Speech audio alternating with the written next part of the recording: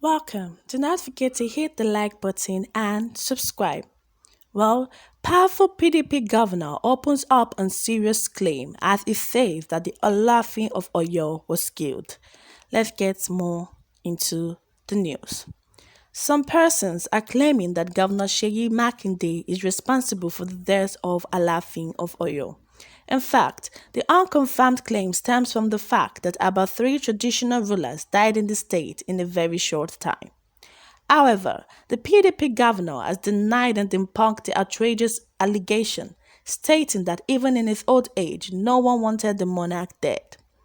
Well, Governor Seyi Makinde of Oyo has reacted to the claims that he is responsible for the death of top monarchs in his state, including that of the Alaafin Oba Lamidi Adeyemi.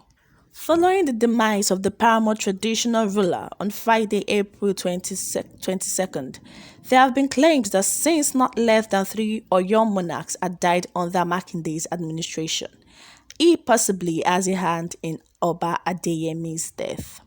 Speaking on Sunday, April 24th, the young vibrant governor did not only note that the claim is false, but went on to state that his government will make sure the late monarch gets a befitting burial.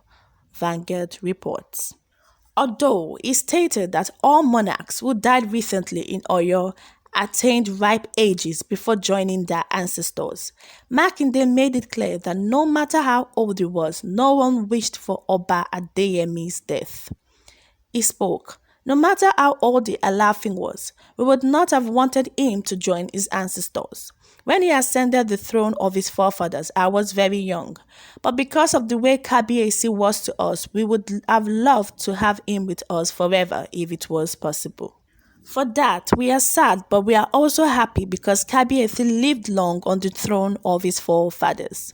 Secondly, since we heard about the news of his death throughout yesterday, I received calls from the presidency and a lot of my colleagues. Sultan of Sokoto and Emir of Kano have called me personally. Moreover, during his official visit to mourn with the bereaved royal family, Governor Makinde advised the Oyo Mercy, who are responsible for choosing and enthroning the next Alaafin, not to allow the interval before succession to stretch. Speaking about the visit, Makinde said, "This afternoon we visited the palace of our royal fathers, His Imperial Majesty Alayeluwa Lamidi Olayiwola Atonda Adeyemi III, the Alaafin of Oyo, who has joined his ancestors. Kabiyesi's transition is bittersweet for us. Bitter because it has left a huge gap in our lives, our dear state, and indeed Nigeria as a whole. Yet we are glad that Kabiyesi lived a long and impactful life and bequeathed us a legacy." Well, the Oyo State Governor, Governor Seyi Makinde, has come out to refute claims, saying that he killed the monarchs in his state. And it's very absurd because why would you accuse the governor of killing somebody, of being responsible for the death of the 3 monarchs that have left the earth? And he has come out to refute any claim, saying that it is all trash and that nobody would have even wished the late Kabiyesi dead, even though he was already old.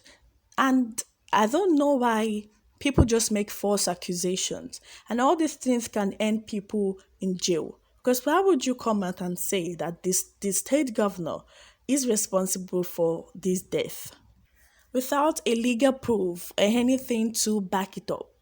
The late Oba is already old. He is 83 years old, and at the end of the day, they have attained a ripe age. They have attained a very fruitful age.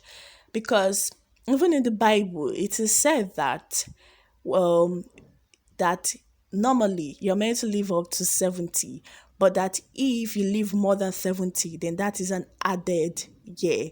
It's like you are blessed. And we all know that Oba Adeyemi was 83 when he passed on. And at the end of the day, he lived a life full of praises. He lived a life worthy of emulation. So no matter what, nobody will want to wish anyone dead.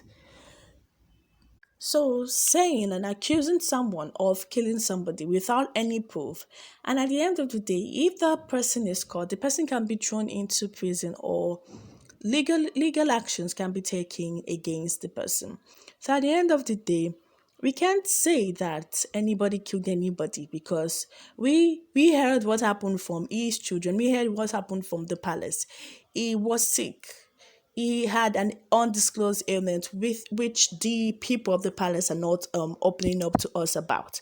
And at the end of the day, he lived a life that is full of fulfillment, if we're going to be honest. He was the longest reigning Alaafin of Oyo.